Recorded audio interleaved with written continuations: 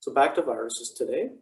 And last day we had just started to talk a little bit about coronaviruses. So we're going to get into that today and talk a little bit about SARS-CoV-2.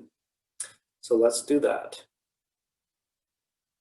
So one thing I want to talk to you about just before we talk about viruses, want to just talk a little bit about the labs. And there've just been a couple of questions about how the labs are working. And so labs 1 and 2 are a combined assignment along with the lab 3 pre-lab report. So if you take a look at this, when you have something due, it's going to be February 4th. So that's the earliest you have something due. So that is basically 2 weeks from now. So the lab 1 exercise, you can complete that. You don't need to hand anything in. And then you complete the lab 2 exercise. And then basically what you're going to do for February 4th are do these assignments here.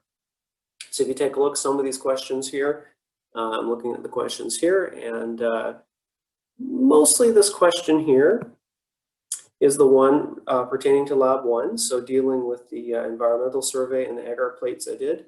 And then these questions here are all the pre-lab questions, so basically the laboratory assignment and the introduction to scientific writing. So all this here, you're going to put into a Word document or make it into a PDF. You can type it up, question 1, 2, 3, 4, and so on, and you're going to submit that. And that will be worth 25 marks, and it's due February 25th. This will actually probably in the end be 2 documents, because you're going to have this document here, which will be your Word or PDF. And then if you remember, this question here is actually asking you to submit the scientific paper that you find as a second document. So hopefully that is straightforward. And I mean, if you want something due every week, some people seem to want to hand in things this week, but I just want this assignment. Okay, I don't want extra marking. I don't want you guys to have to hand in extra things. So the lab with the fill-in of tables and all that, I don't need to see that. This is what I need to see. These are the questions you are responsible for. So hopefully that is crystal clear. Please let me know if you have any more questions, and I will be sure to answer them. All right, so back to coronaviruses. So by the way, I do have a Kahoot coming up here in a moment. So you can load up your app. So coronavirus, if you remember what we talked about last day, corona means crown or something like that. And so whoever named it, it was a woman, can't remember her name, but it was 1960s, and she thought, hey, this kind of looks like, you know, some jewels on a crown or something like that. And so that's where the name came from. So if you look at the coronavirus, it has kind of some typical virus structural components. It has a genome on the inside. The genome is RNA. Some viruses have a DNA genome. The genome has nucleocapsid proteins, so there's the word capsid right here. And that's the bare minimum that you're going to have for a virus. It's basically the genome wrapped in a protein code. This particular virus also has an envelope. Whoever made this image is calling it a membrane. More correct name is envelope, because it's not fulfilling all the functions of a normal membrane. And then it has these glycoproteins here called spike proteins. And that's what are going to be binding cells that it's trying to infect. So I think I have the Kahoot right away here. I figured we can review a little bit about viruses, and then we'll get in and we'll talk about COVID-19. So load up the app. I'm gonna just flip over now and change over to Kahoot. It's gonna load the game pin, and we'll get started. I think I have 10 questions for viruses.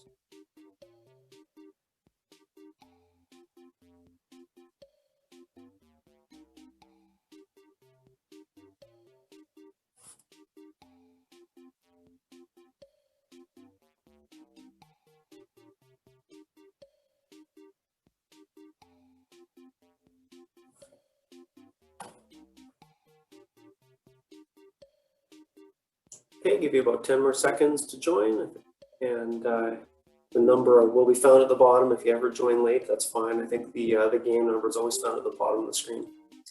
All right, let's do this.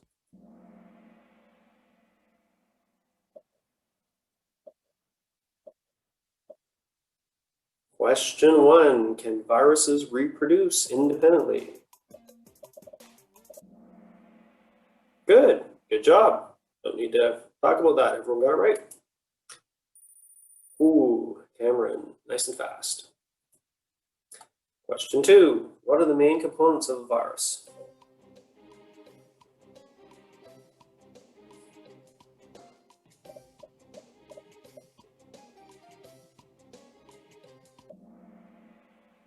Okay, it looks like most of you got it correct. Viruses do not have, they do not have DNA and RNA, it's DNA or RNA.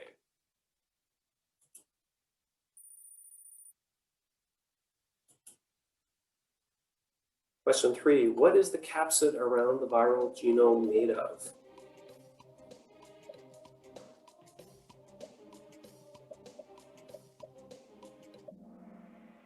Okay, a little bit more difficult there. That capsid is a protein coat. So it looks like 4 people got that one correct. You take a look at this diagram here. Those, it's not clear on the diagram, but those do represent proteins. Those little spheres. Okay. Question 4, viruses are classified by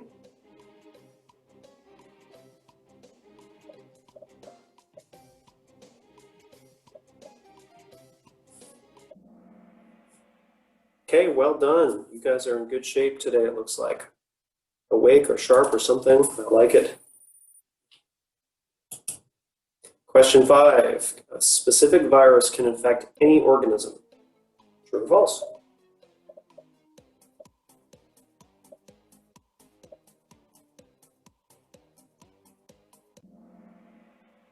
The answer is false. Viruses can be very, very specific. One of the examples I gave you last day was the human immunodeficiency virus. HIV can only infect humans. Okay, it looks like we have some hot stuff coming up. Question 6. Which cycle is pictured here? This one's a little bit harder.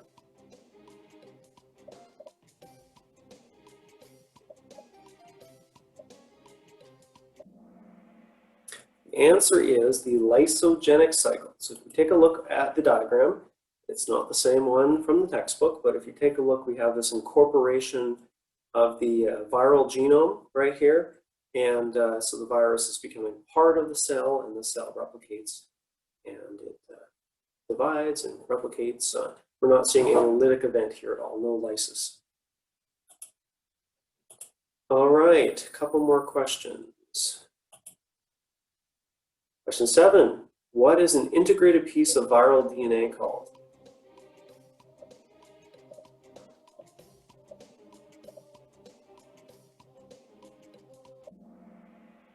So the answer is provirus. So a little bit harder. A lot of people got bacteriophage. A bacteriophage is a virus that infects bacteria. Some of them will make prophage or proviruses, but the term where the viral genome is incorporated into the host genome is called a provirus. Recombinant DNA is usually used for when humans, in a lab, combine 2 types of DNA. It's not necessarily incorrect, but the correct term is provirus.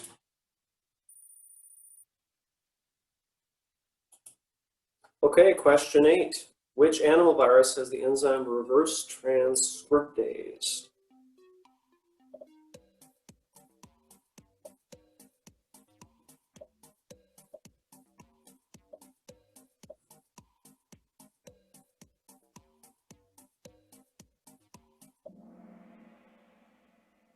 Okay, good job. 5 people got retrovirus HIV. That is correct. So retro means backwards, and so does the word reverse. So maybe there's a hint there. Okay. Question 9, true or false? COVID-19 is the virus and SARS-CoV-2 is the disease.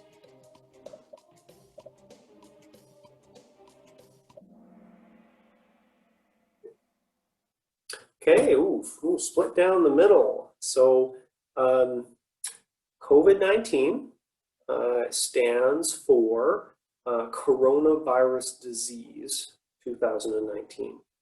So COVID means disease. The word, the letter D is in there, so maybe that's a hint. SARS-CoV-2 stands for severe acute respiratory syndrome coronavirus 2. So that CoV, or the CoV-2, actually stands for coronavirus. So this was false. Okay, down to the last question. Let's see, a few people switching places here at the end. Coronaviruses can cause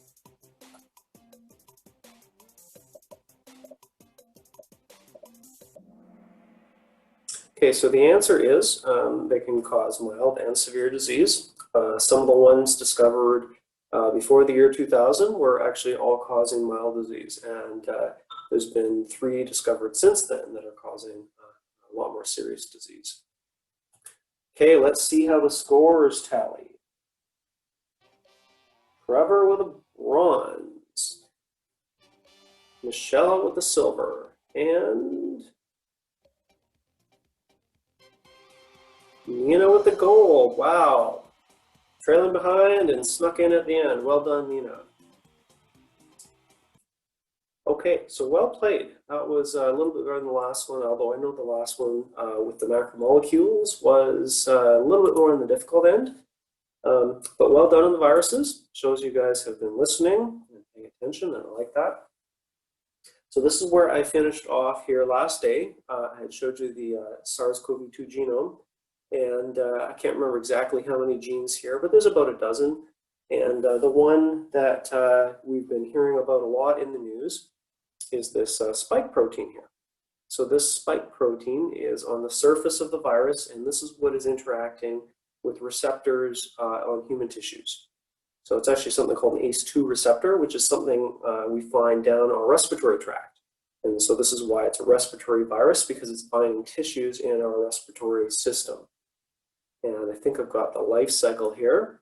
So in fact, you can see there's the receptor I just mentioned. It's called ACE2, and that's found in our respiratory system. So here's the life cycle, and you can see that spike protein is binding the receptor. And what this does is it induces something called endocytosis, which we're going to talk about in a week or two. But that's where the host membrane kind of forms this little pocket, and or a little mouth you could think of it as, and brings the virus in. And like all viruses, it's just a matter of getting that genome inside, and this is an RNA genome. So the RNA genome, you can see what we're looking at here is that we've got 2 things going on here. This is an RNA polymerase. So this here makes RNA. So RNA polymerase.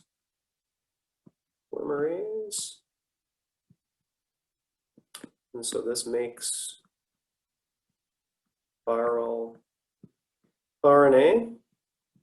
And this here is the ribosome. So we've talked about ribosomes, so this makes viral proteins.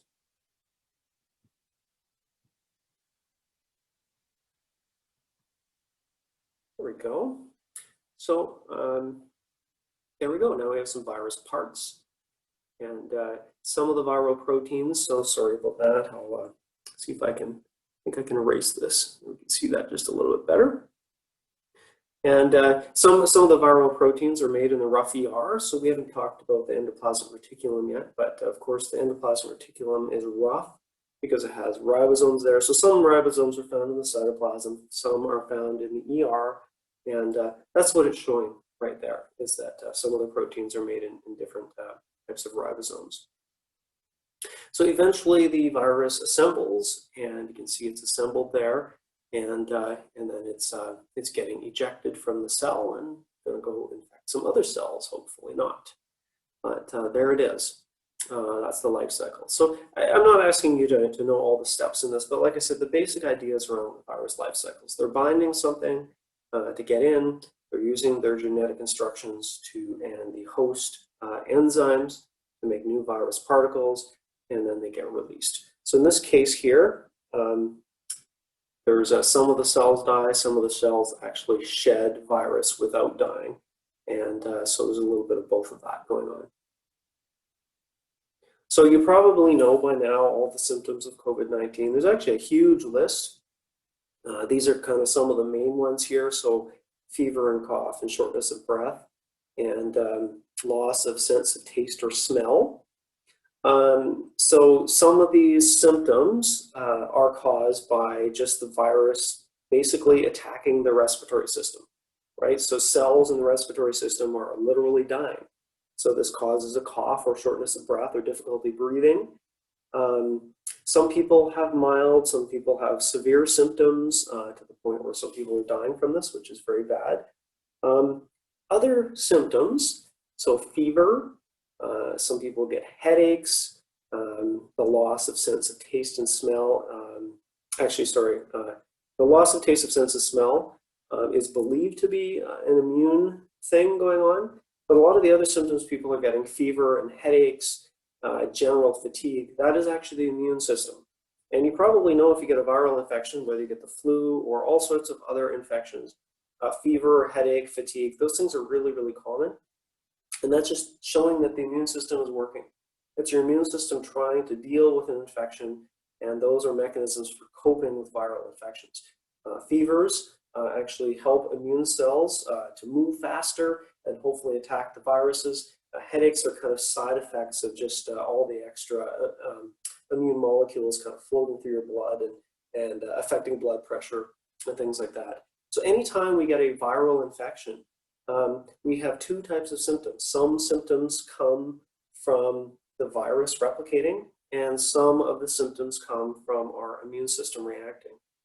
So some people, I think I actually have some slides here talking about COVID-19, but some people have it and it's lasting a week or two or much longer. And usually after a week, the virus itself is actually totally gone. Our immune system has cleared it. But some people are sick 12, 15 days later, and that's just the immune system trying to deal with and calm down. Because sometimes when we have respiratory infections, we get things like fluid in the lungs from the immune reaction, and of course that's bad.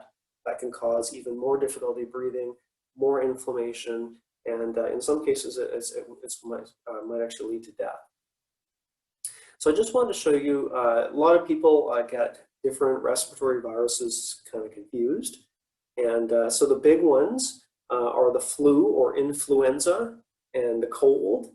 And then of course now we have COVID-19, which is certainly trumping, no pun intended, trumping those ones entirely.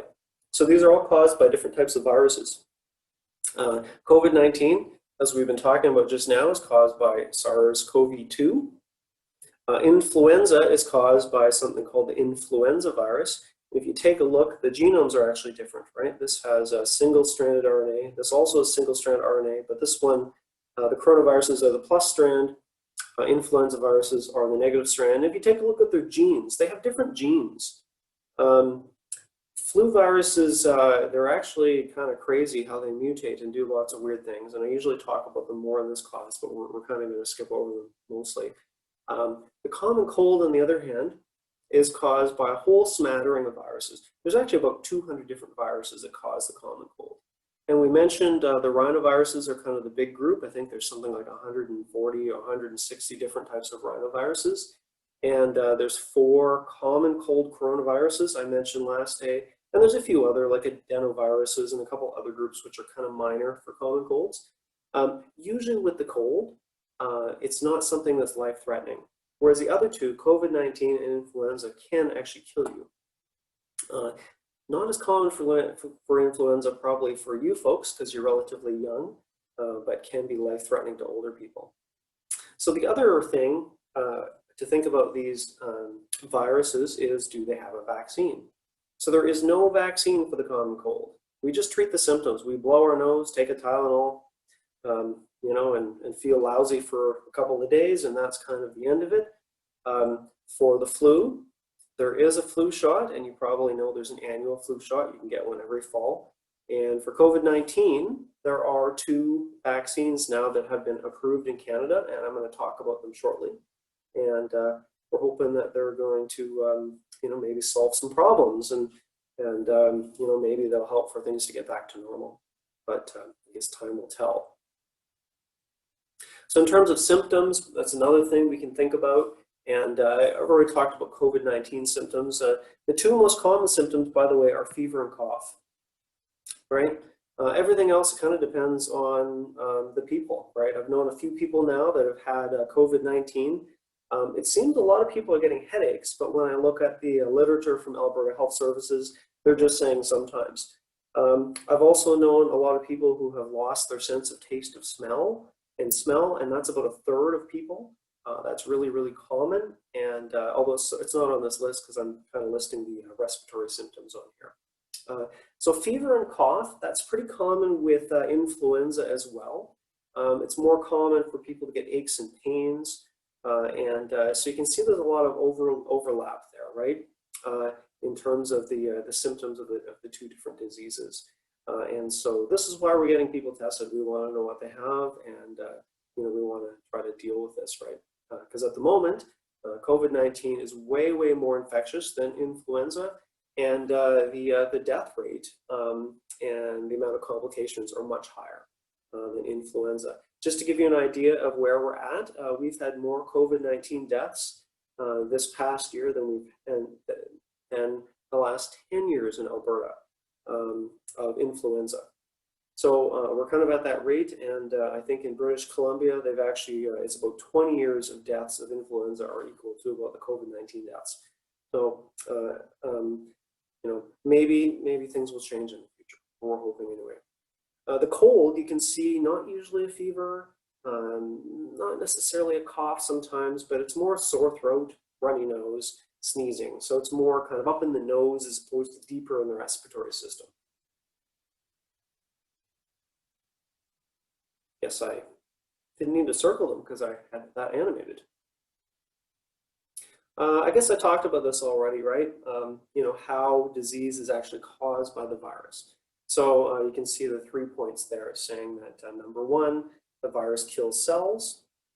Number two, the immune system is responding, and that's the fever, headache, fatigue stuff. And longer term is still immune system really, and this is inflammation and whatnot. I know somebody in town here who had COVID-19. His symptoms were relatively minor, but you know, a couple of days of fatigue and headache and fever. But he had about 2 months of no sense of smell, and it seems that the research is showing that there was probably some inflammation somewhere up in his nasal passages, and that seemed to lead to that. And inflammation is just a part of the immune response. Just another picture showing how it causes disease. And I like this one here because it's showing what's going on in the lungs. And some people are obviously dying from COVID-19 and having issues breathing. And part of that is because you get this immune response. And sometimes with an immune response, particularly in the lungs, it leads to fluid in the lungs. And fluid in the lungs is basically pneumonia. And it also makes it hard to breathe because you can't get air in there. And of course, that is one way that can lead to death, unfortunately.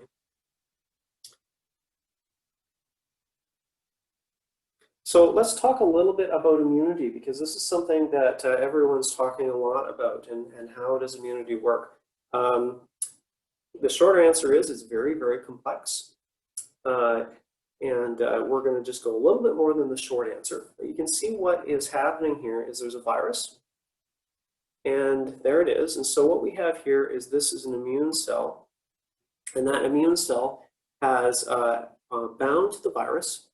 And what it does is it's recognizing the virus and it's producing something called antibodies. So here are some antibodies being produced eventually.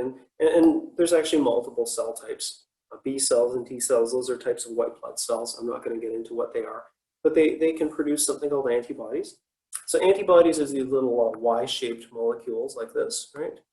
And these little Y-shaped molecules can bind new viruses, right? So the idea is to build immune responses to produce lots of antibodies in either B cells or T cells, and they can attack and destroy virus. So this is what we want to do. We want to have cells that can do that. And in order to do that, you have to be exposed to the virus or something that looks like the virus so that you can produce those for future infections. So you can get immunity naturally, meaning you get infected by something.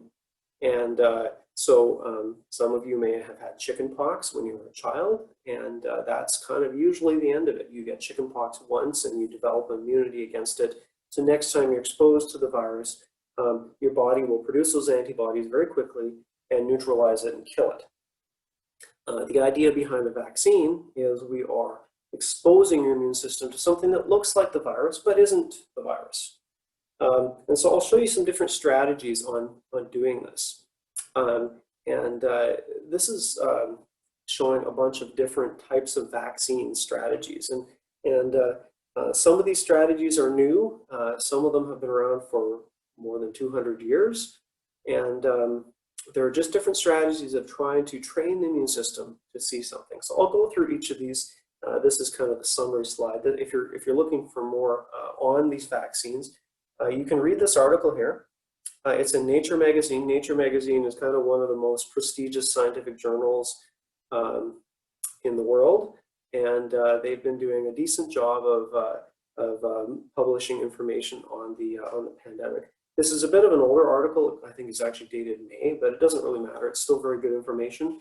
Some of the numbers in terms of number of vaccines are obviously off, but in terms of explaining how the vaccines work, I thought it was actually a really good article. So kind of the oldest classical way to make a vaccine is to basically take that pathogen. So you take the virus and you either kill it or you attenuate it. So what does attenuated mean? Attenuated means weakened. And there are lots of ways to do this. Like I said, this is kind of an old method to do it. There are lots of ways to weaken a virus. You can nowadays, usually what we do is there's genetic ways to do it. So you might go into the virus and maybe take out certain genes that are nasty, or you can mutate them, and we have a lot of biotechnology ways to do this nowadays. In the old days, what they would do is just grow it in the lab and grow it in the lab, grow it in the lab, and hope, literally hope that you get one that's kind of weakened eventually. And that was kind of the old system, but we don't do that anymore because we have modern biotechnology and genetic engineering techniques. So it's pretty easy to do nowadays. And if you want more details on this, you can talk to me in private. I'll tell you lots about it. It's really, really fascinating process. So that's an old school way to do things. In other ways, you can kill it. So inactivated, we say inactivated because killed, well, of course, viruses, if they're not alive, we can't kill them. So inactivated is a little bit more of an accurate kind of thing. So in that kind of method, you have this inactivated or attenuated virus, and most vaccines that we have nowadays are up until the last a few years ago, were actually one of these two methods. You introduce it to the human, so usually the method is some sort of injection, and the human body sees something and it's foreign, and the immune system recognizes it and produces antibodies. And it's relatively that simple. And so these kind of things are not usually going to give you, they're not going to make you sick.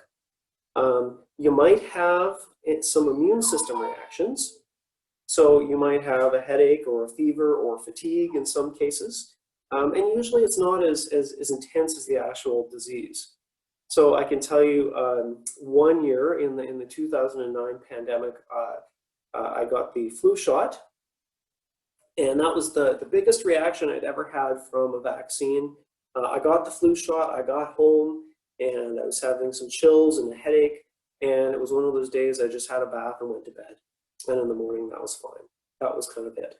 Some people a little more intense than others. Some people get a pretty bad, they might get a fever for a day, and some people even last a little bit longer. But that's good. It's actually saying that the immune system is working and doing its job.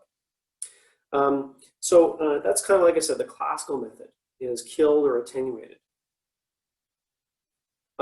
Kind of a newer method, this has been around for 10 or 20 years now, is rather than taking the whole virus, why do the whole virus is the thought. Why not just do part of the virus?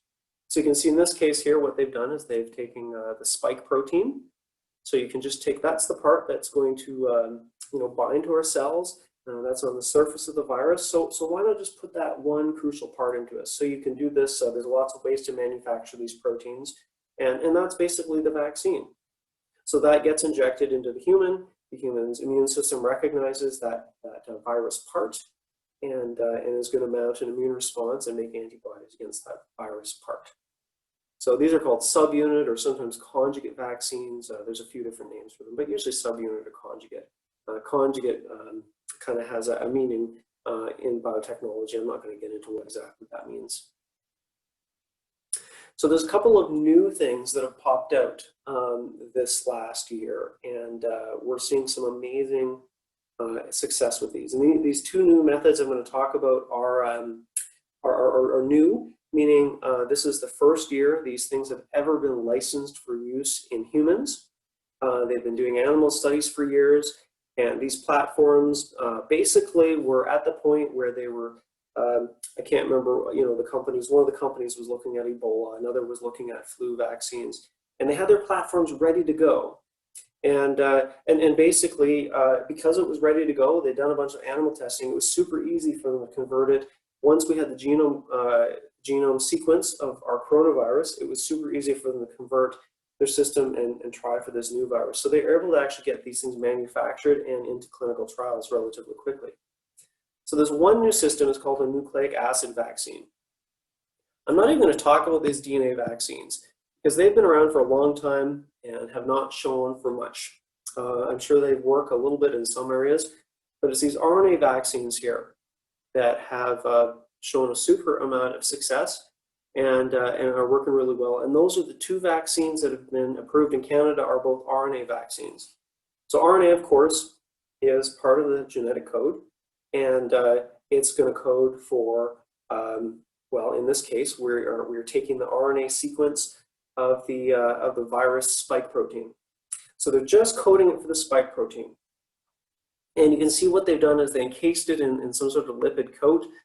That helps it get inside our cells a little bit easier. So I don't know if they're phospholipids or something else. They don't actually tell you because it's kind of a industry secret kind of thing. And the different companies are probably using different formulations. So in this case, rather than injecting any virus at all, we're just injecting the genetic code. Okay, so you can see what's happening here. It goes into the cell. So here it goes, right here. And then inside your cells, so this would be, let's say, your muscle tissues, because they give you a shot in your arm. It's going to find a little ribosome. So here's my little ribosome. The little ribosome says, hey, there's some RNA, and that's what ribosomes do. They bind RNA and they make proteins. So here's the viral proteins being made. So it's kind of a shortcut. Rather than manufacturing viral proteins, that takes a little bit of a while. It's easier to manufacture RNA. So we inject the RNA. The RNA in our cells make the viral proteins, and the viral proteins are recognized by our immune cells and mount an immune response. So it's really super cool. And like I said, it's very easy to manufacture. Moderna, one of the companies of one of the approved vaccines, it took them only 4 days to design their vaccine. It still took them 6 months to test it, but 4 days. Who designs a vaccine in 4 days? This is just really, really incredible stuff. So one quick point I want to make. This is not modifying anybody's genome. It's not making anybody a mutant. There's no X-Men or anything like that are happening. RNA, you can sort of think of RNA as a very temporary message. RNA is like a sticky note or an email that gets ripped up or deleted afterwards. Basically, it's those instructions. RNA is a very, very short-lived molecule. It's not integrating into anyone's genome, not making any mutants. That's one of those strange rumors that go around the internet because people do not understand this new technology, and they want to make weird statements about it. In case you haven't noticed that thing, that bothers me when people make statements about things they don't understand. One other new type of vaccine that's popped out, not approved in Canada yet, but approved in the United Kingdom.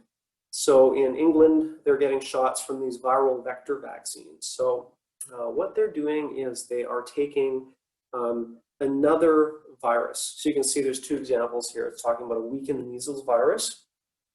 The one they're using in the UK is actually an adenovirus, and it's from another species. It's actually from a chimpanzee, believe it or not. So why a chimpanzee virus? I know you're thinking that's kind of weird. Well, the thing is, this chimpanzee virus can't infect human cells. So it's actually a good kind of delivery mechanism. So what they do is they use a little bit of genetic engineering, and they put the spike gene. Here you can see the spike gene. And the spike gene gets produced on the outside of that. So it's just really a delivery mechanism for getting that spike protein in there. So you're probably thinking, why not make the spike protein just independently? This is actually a little bit easier to manufacture, and it actually, because it's bigger things sometimes give a good immune response. It's just another strategy. It's kind of interesting and new, and they've been having some success with it in the United Kingdom. And I'm not sure if that will get approved in Canada or not, because there are a lot of vaccine candidates out there. So in terms of COVID-19 vaccines, basically every single strategy I just showed you is being tried. We are breaking the bank on this. We're throwing billions and billions of dollars at this. Pretty much every country that has any kind of research facilities are trying to tackle this. So this is the number of counts from this Nature article. Like I said, I think it's back in May, so it's probably not up to date. But you can see, like I said, every technique there is being thrown at this whole issue. So what is going on in terms of the progress of these vaccines?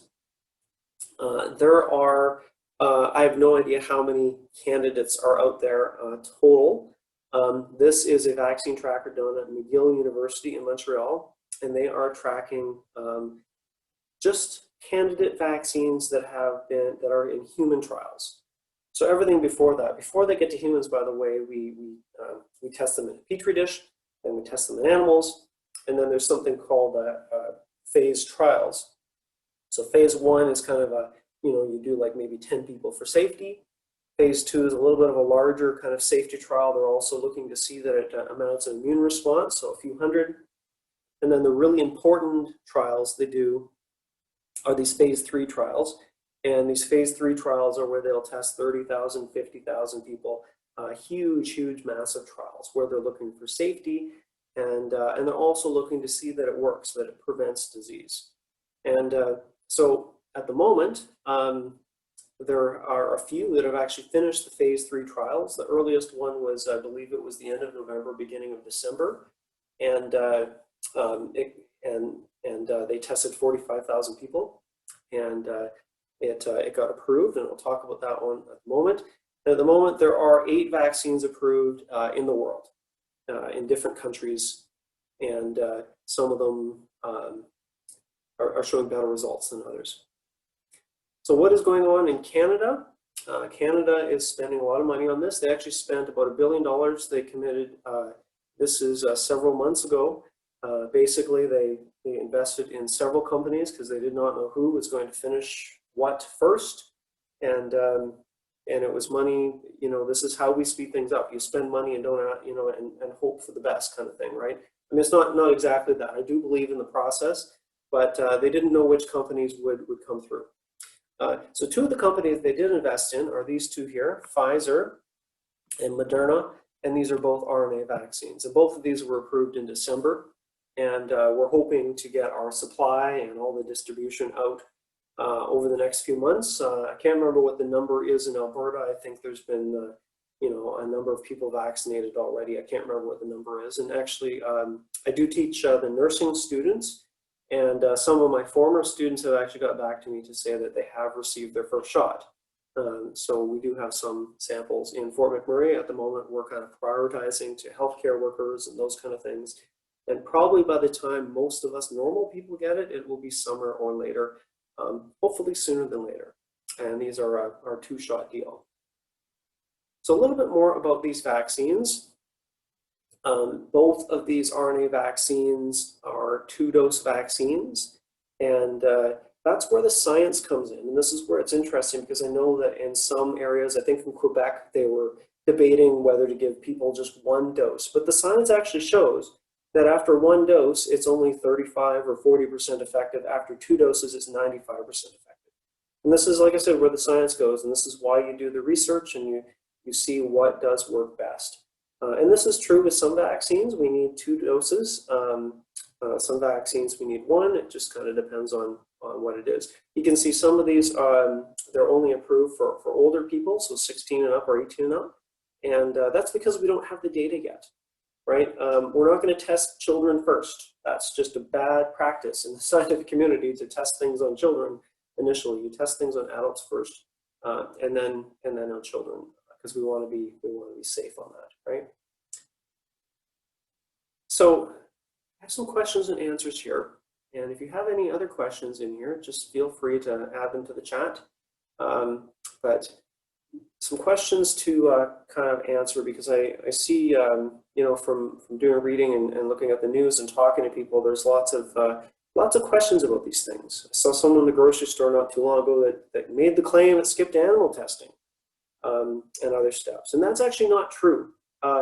Canada, United States, the UK, some of these countries I mentioned actually have some of the strictest protocols for pharmaceutical companies you can imagine. They were able to speed things up because of the amount of money they spent. Normally, when you do a drug or a vaccine, you might do a little bit of testing, and then you might spend 6 weeks, 6 months looking at the data, and then you're going to apply to do the next step, because each step gets more and more expensive. A small-scale animal trial, you're talking about you know, a few $1,000s. A large-scale animal trial, you're looking at maybe $100,000. Once you get to humans, you're looking at $500,000. Once you get to that scale where you're doing you know, 100 people, you know, now you're looking at several $1,000,000, and 40,000 people. Now you're looking at anywhere from $250 million to $500 million. This is expensive stuff. So in order to, you know, the normal process, like I said, between each step, you're analyzing the data like crazy, and the regulatory process can be slow. In this case, because we've had motivation, we're spending a lot more money on this. We're ramping up the next step before it's approved, hoping it's getting approved, and that all costs a lot of money. But I do believe in the process, and it's, like I said, very expensive to do it this way. And it's actually just incredible, the timeline, how fast they were able to do it. It says, will it mess with my DNA? No. You know, if there is somebody who is kind of, you know, really some sort of supervillain, maybe you would put some sort of reverse transcriptase in there and make the RNA into DNA, and you need that second enzyme, the integrase. And now what we're really talking about is science fiction. And that's what this is. People thinking that the messenger RNA is going to make you a mutant. That's science fiction. And it's people who don't understand the basics of how RNA works and the fact that RNA is actually a really short-lived molecule. So what does 95% effective mean? This is just the numbers. So in the Pfizer trial, for example, they tested a little bit more than 43,000 people. Half of those people, so 20-something thousand, were in the vaccine trial, and half were in a placebo. So that means half the people, you know, they got a shot, but there was nothing in it, right? It was just saline buffer or something like that. Because the whole idea is you want to have that control group. This is basic science. You have an experimental group and a control group. And then what they did is they watched, right? And you monitored these people, and you see who gets COVID-19 and who doesn't. And in this case here, there were 170 cases of COVID-19, 162 cases were in the placebo group. So you can multiply that, or you can divide 162 divided by 100 in 170, and times by 100, you get 1%, and that's 95%. That's where that number comes from.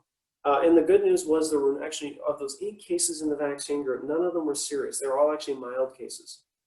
So that's really, really good news. Vaccines are rarely this effective. A lot of good vaccines are 80% effective. So this is really, really good news. So what if you've had COVID-19 already? Am I naturally immune? Well, that's something we still don't have enough data on.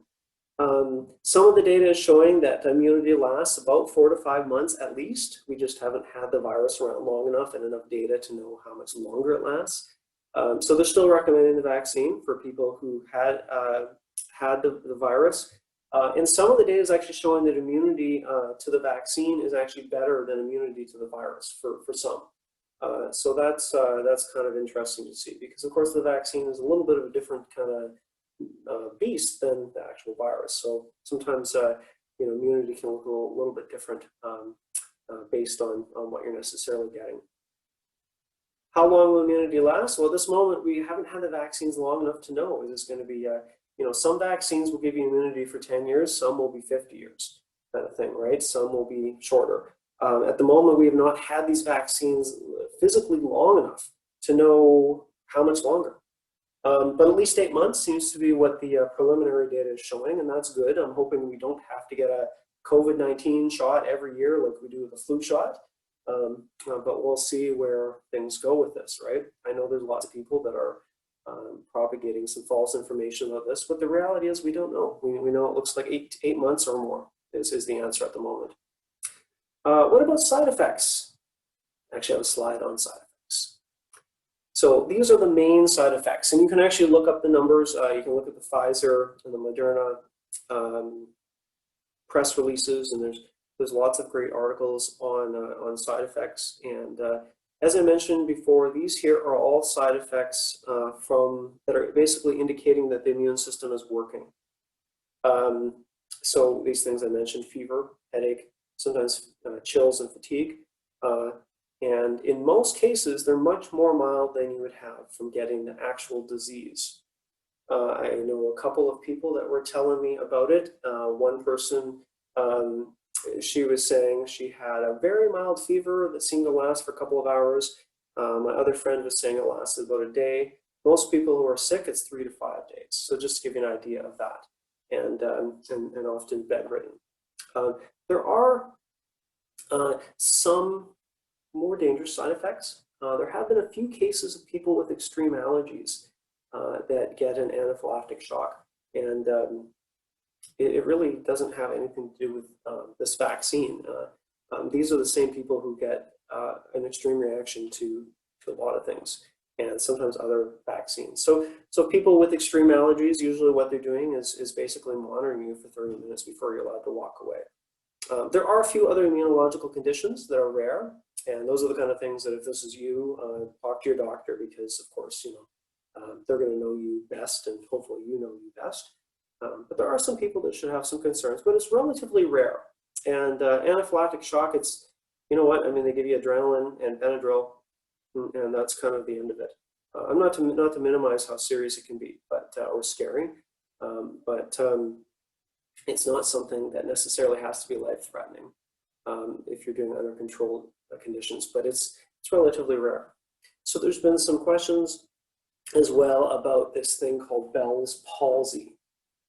And I know some people probably don't know what that is, right? It's a paralysis that happens in your face, and it's temporary, lasts a few days kind of thing. It's one of those weird things out there that we don't actually know the cause of. It's associated with viral infections, and there were in the Pfizer trial, there were 3 cases of Bell's palsy, and so 3, right? And here's the thing: it's one of those things that's actually less than they would have expected for random reasons. So it's just something that people get randomly sometimes. I have a friend; she's a nurse in California, and she had Bell's palsy 2 years ago. They don't know where it came from. There were also people in the vaccine trials that got into car accidents, right?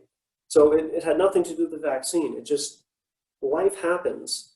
And when you're testing 40,000 people, some of them might get killed by homicide. Some of them might get married. Some of them might get sick. Some of them might have a heart attack. It doesn't necessarily mean it's because of the vaccine. So at the moment, it's been determined that it's not statistically significant. But it's the kind of thing they're monitoring and keeping track of. And there haven't really been any more reports of it now that the vaccine has gone larger scale. So I know we're almost at a time here. I think I'm almost done. Like I said, if you have any questions, please send them my way. Somebody's asking about vaccine effectiveness on the new variants. And that's a very good question, because I think that's something that the news has been blowing out of proportion in a lot of ways. The reality is it takes time to get information on these new variants. Sometimes there are tests that you can do kind of in a petri dish or in a test tube. At the moment, the data is questionable. The media is blowing a little bit out of control, I would say, and a little bit of panic on the whole thing. There is some preliminary data that shows it, both ways. Some that the vaccines are working just fine, and some that are saying the opposite. And it's the kind of thing that, honestly, there are new variants detected every single day, and it's kind of what viruses do. They mutate. Honestly, I'm not too concerned at the moment because it's going to take time for us to get that kind of data. And by time, I mean months. So we'll see where this goes. But a very good question, and that's something not necessarily to disregard. But like I said, the media has really jumped on this. Every time there's a new variant, people love to talk about mutations, and this is kind of a science fiction movie where mutations get out of control all the time in science fiction movies. But in reality, it's a normal thing. So I'm just going to keep you here one more minute.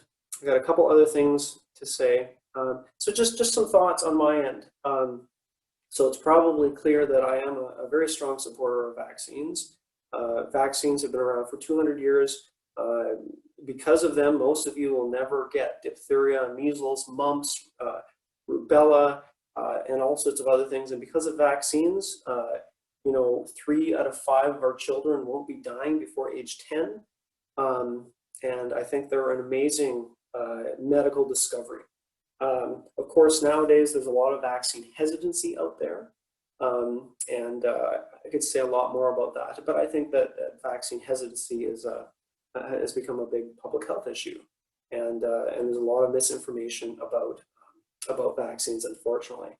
So I'm hoping you can spread some of this information to people, and if you have any more thoughts or questions, I'd love to hear them. I wanted to show you this. This is kind of a slide from one of my other classes talking about vaccines, and there's a lot of really cool things in the research that are popping up. We think of vaccines against crazy diseases, and we're hoping we can deal with some of these diseases. You can see my first one here is vaccines against malaria, tuberculosis, and HIV, which are probably diseases most of us won't experience in Canada. But most of us are going to get old. And as we get older, our risk of dementia and Alzheimer's and cancers increases. And there are vaccines that are being worked on to actually deal with these things. There's actually a registered prostate cancer vaccine. It's called Provenge, and it's reasonably effective. And there's several breast cancer vaccines in development. I was reading about some trials on vaccines to treat addictions. Really fascinating stuff. And Moderna, I believe, also is working on a multiple sclerosis vaccine using their messenger RNA platform. So someone's asking, do 80% of men who reach 80 get prostate cancer? I'm not sure what the number is. I do know the number is all of us here have a 46% chance of getting cancer in our lifetime. It's almost 50%. The number one cancer in women is breast cancer. The number one cancer in men is prostate cancer. But the exact numbers, I'm not entirely sure. And so these are things that, I think everyone is affected by cancer, whether we get it or not. So I think that this here is my last slide, and just another plug. I think vaccines are great. So sorry for keeping you a couple minutes overboard. I hope that it was informative. And like I said, if you have any questions, do send them to me. I've only been spending the last year reading about coronaviruses, and I know quite a bit about